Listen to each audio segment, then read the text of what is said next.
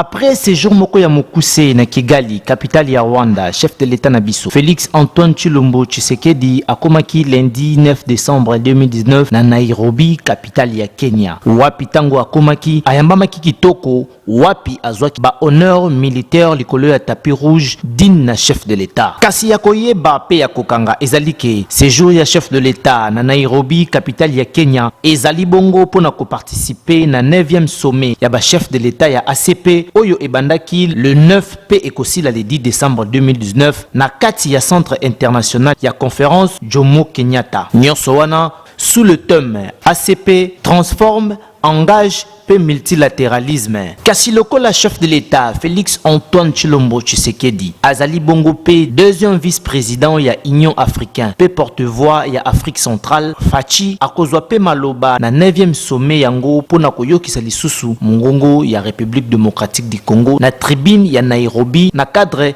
ya 9e sommet ya ba chef de l'État ya ACP.